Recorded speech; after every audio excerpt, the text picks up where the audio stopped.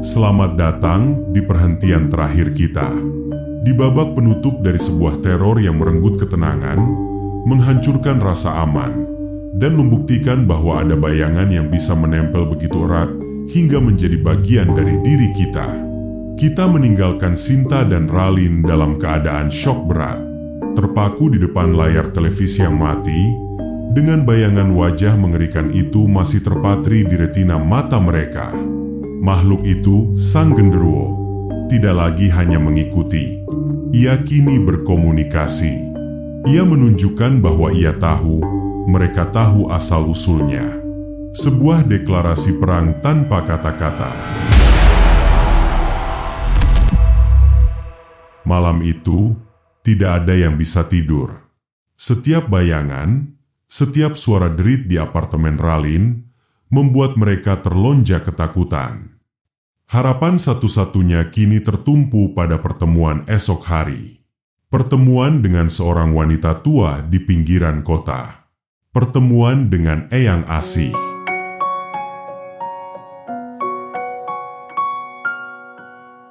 Keesokan sorenya, dengan sisa-sisa keberanian yang mereka miliki, Sinta dan Ralin berangkat. Mereka mengikuti alamat yang diberikan, menuju sebuah daerah yang terasa jauh dari gemerlapnya pusat kota. Rumah Eyang Asih sederhana, sebuah rumah joglo tua yang dikelilingi taman rimbun yang terawat baik. Udaranya sejuk, dan anehnya, terasa damai. Mereka disambut oleh asisten yang kemarin mereka hubungi. Wanita itu mempersilakan mereka duduk di pendopo, di atas sebuah tikar pandan. Tak lama, Eyang Asih keluar. Beliau adalah seorang wanita yang usianya sulit ditebak. Mungkin 80, mungkin lebih. Tubuhnya kecil dan sedikit bungkuk, dibalut kain jarik dan kebaya sederhana. Rambutnya putih digelung rapi. Namun, matanya tajam seperti elang. Seolah bisa melihat menembus lapisan fisik dan menatap langsung ke dalam jiwa. Eyang Asih duduk bersila di hadapan mereka, tanpa mengucapkan sepatah kata pun. Ia hanya menatap Sinta. Tatapan itu terasa begitu intens, seolah sedang memindai seluruh keberadaan Sinta. Eyang Asih, suaranya serak dan pelan, namun berwibawa. Bayanganmu besar sekali, induk, dan marah. Sinta hanya bisa menunduk, air matanya mulai menggenang. Eyang Asih, dia bukan dari gedung itu, dia dari tanahnya. Penunggu pohon besar yang rumahnya kau hancurkan untuk membangun istanamu di langit. Ralin, tapi Eyang, itu kan bukan salah Sinta. Dia hanya membeli apartemen yang sudah jadi. Eyang Asih menggeleng pelan, matanya masih menatap Sinta. Makhluk seperti dia tidak kenal sertifikat tanah. Dia hanya tahu rumahnya hilang. Dia marah. Dia mencari tempat baru untuk bersandar. Dan dia memilihmu. Sinta mengangkat wajahnya, suara bergetar. Kenapa saya, Eyang? Dari ratusan penghuni di sana, kenapa harus saya? Eyang Asih menghela nafas panjang. Sebuah nafas yang terdengar syarat dengan pengetahuan akan takdir-takdir yang tak terlihat. Eyang Asih. Setiap manusia lahir membawa wetonnya sendiri, enduk.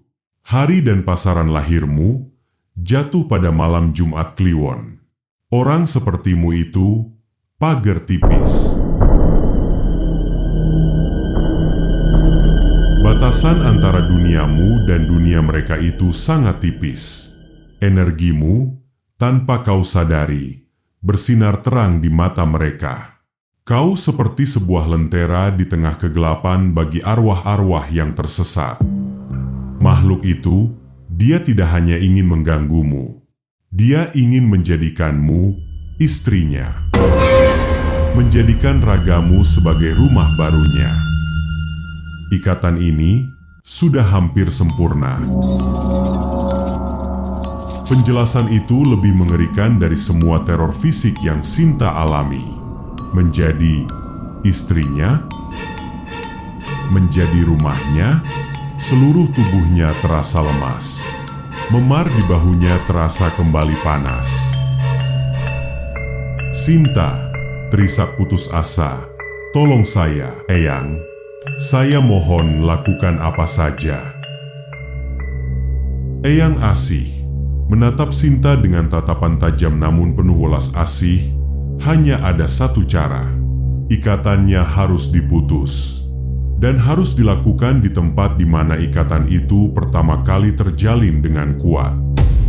Di kamarmu. Malam ini juga. Semakin lama kita menunggu, semakin kuat cengkeramannya. Mendengar kata di kamarmu, wajah Sinta pucat pasi. Kembali ke neraka itu? Ralin, gak ada cara lain, Eyang. Tempat itu sudah tidak aman. Pintu kamarnya saja sudah hancur. Eyang Asih, justru karena itu kita harus ke sana. Kita harus menghadapinya di sarangnya. Saya akan membantumu, Enduk. Tapi keberhasilan ritual ini 90% bergantung padamu. Sinta, saya harus bagaimana? Eyang Asih, kamu tidak boleh takut. Sedikit saja kamu ragu, sedikit saja kamu membiarkan rasa takut menguasaimu, kamu akan memberinya celah untuk masuk. Dan jika itu terjadi, saya pun tidak akan bisa menolongmu lagi. Kamu harus yakin bahwa ragamu adalah milikmu, bukan miliknya. Siap? Sinta menatap Ralin yang menggenggam tangannya erat. Lalu ia kembali menatap Eyang Asih. Di dasar jurang keputusasaannya, secercah api perlawanan menyala. Ia sudah kehilangan segalanya. Ia tidak akan kehilangan dirinya sendiri. Dengan suara mantap yang mengejutkan dirinya sendiri, ia mengangguk. Saya siap.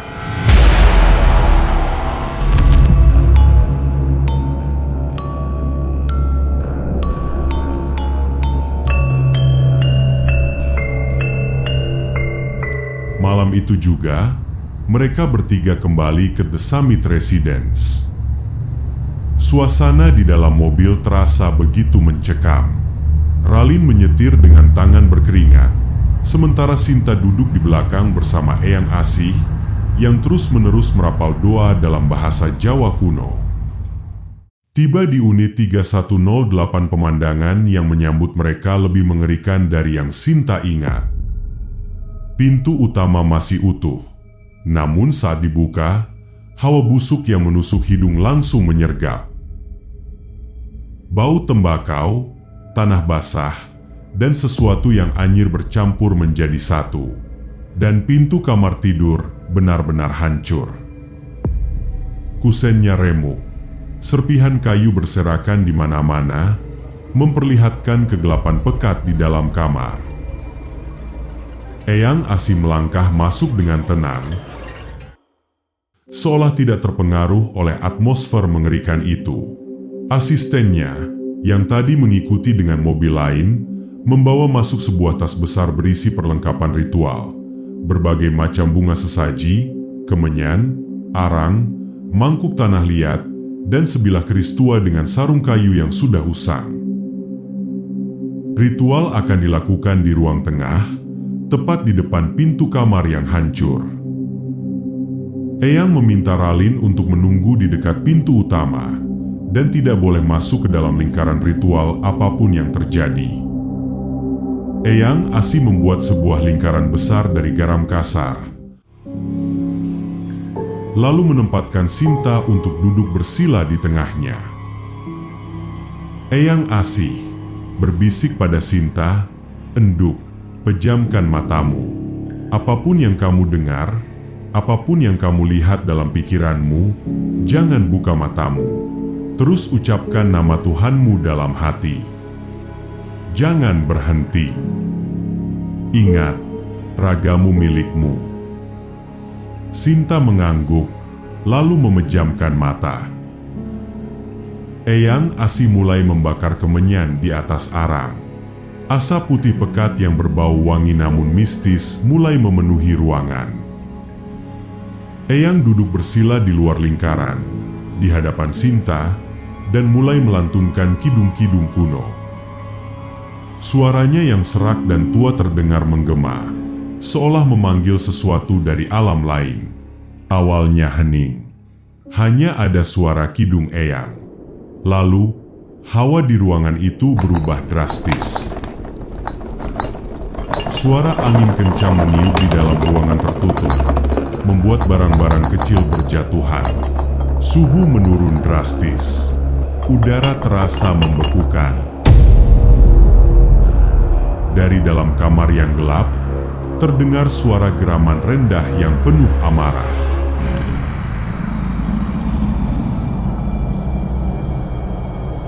Ralin, yang berdiri di dekat pintu, menutup mulutnya ketakutan.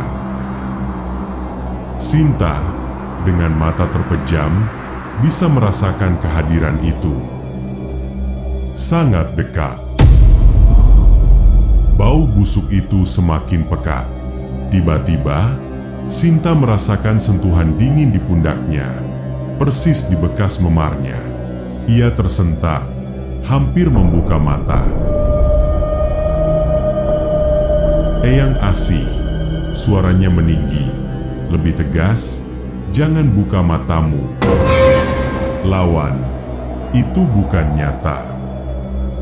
Sinta kembali fokus, merapatkan bibirnya, dan terus berdoa dalam hati. Di hadapannya, Eyang Asih melihatnya. Sosok hitam raksasa itu telah keluar dari kamar. Ia berdiri menjulang di belakang Sinta. Tangannya yang besar dan berbulu terulur mencoba menembus lingkaran garam.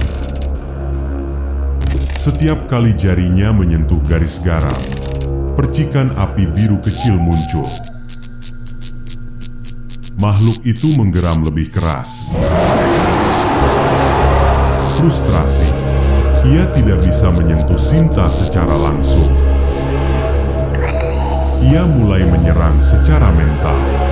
Di dalam benaknya, Sinta melihat berbagai macam gambaran mengerikan.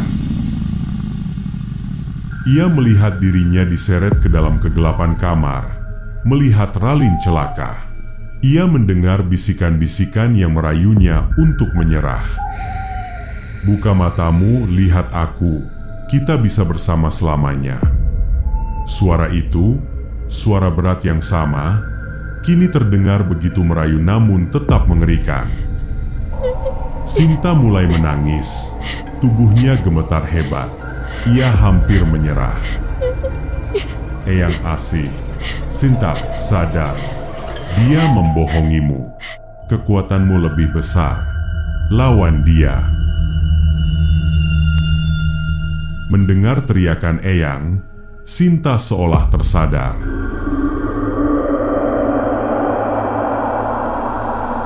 Gambaran wajah orang tuanya, wajah Ralin, dan semua impiannya melintas di benaknya.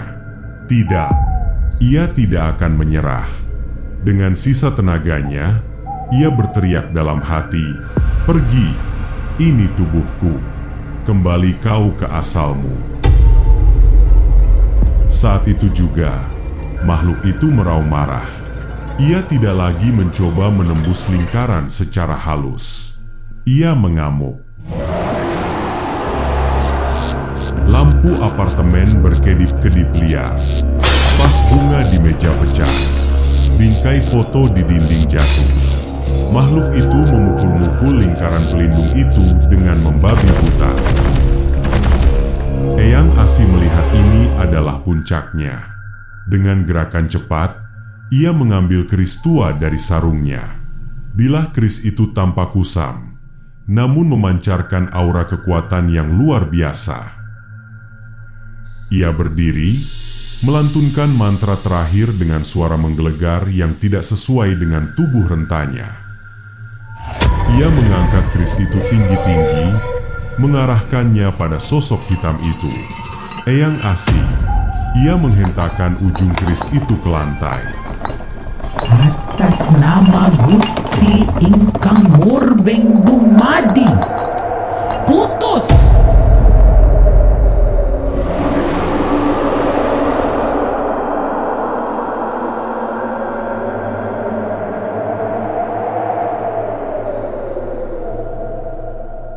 Cahaya itu menelan sosok hitam raksasa itu.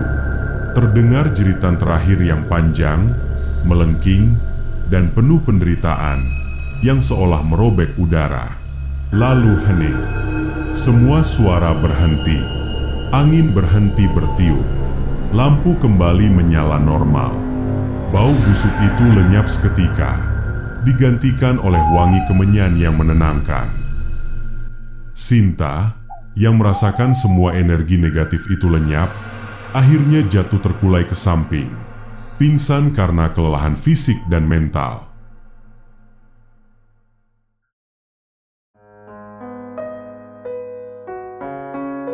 Ketika Sinta sadar, ia sudah berada di sofa, kepalanya di pangkuan ralin.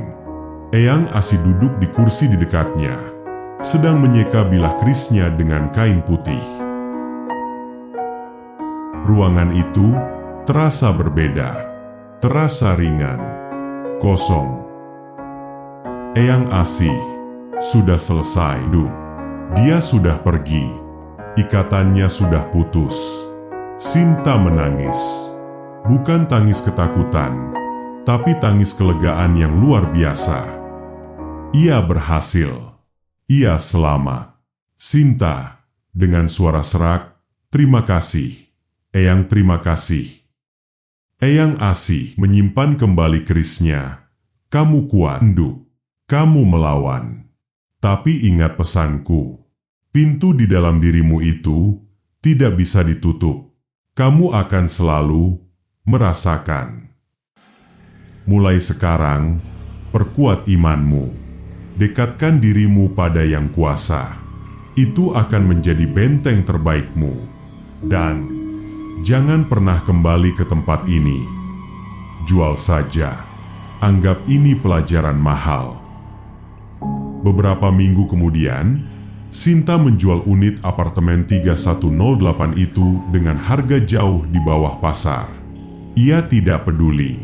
Ia hanya ingin menghapus jejak neraka itu dari hidupnya. Ia pindah ke sebuah rumah kecil yang sederhana di pinggiran kota. Sebuah rumah di atas tanah, bukan di langit. Tidak ada lagi pemandangan gemerlap lampu kota, hanya halaman kecil dengan beberapa tanaman bunga. Hidupnya tidak pernah sama lagi. Ia menjadi pribadi yang lebih pendiam, lebih religius. Memar di bahunya telah hilang, tapi bekas luka di jiwanya akan selalu ada. Terkadang di malam yang sunyi, ia masih merasa seperti ada yang mengawasinya. Tapi ia belajar untuk tidak takut. Ia belajar untuk hidup berdampingan dengan kepekaannya, menjadikannya pengingat untuk selalu waspada dan bersyukur. Kisah Sinta adalah pengingat bagi kita semua, bahwa di balik kemegahan beton dan baja, ada kekuatan-kekuatan kuno yang mungkin terganggu oleh kesombongan kita. Bahwa terkadang, rumah impian yang kita bangun dengan susah payah ternyata berdiri di atas pondasi mimpi buruk orang lain atau makhluk lain. Dan ada beberapa pintu yang sekali terbuka, tidak akan pernah benar-benar bisa ditutup kembali. Terima kasih telah menemani perjalanan ini sampai akhir. Selamat malam dan periksalah kembali bayangan di sudut ruangan Anda. Siapa tahu, ia bukan hanya sekadar bayangan. Dengar sahabatku. Jika bisikan malam ini membuat bulu kudukmu berdiri dan hatimu berdegup lebih kencang, tolong berikan dukungan kecil tapi sangat berarti. Tekan tombol like, klik subscribe, dan aktifkan loncengnya, supaya aku bisa menuntunmu kembali memasuki lorong misteri setiap kali cerita baru tiba. Dengan satu ketukanmu saja, kau sudah menjadi bagian dari keluarga pemburu cerita horor ini. Terima kasih sudah setia menemaniku.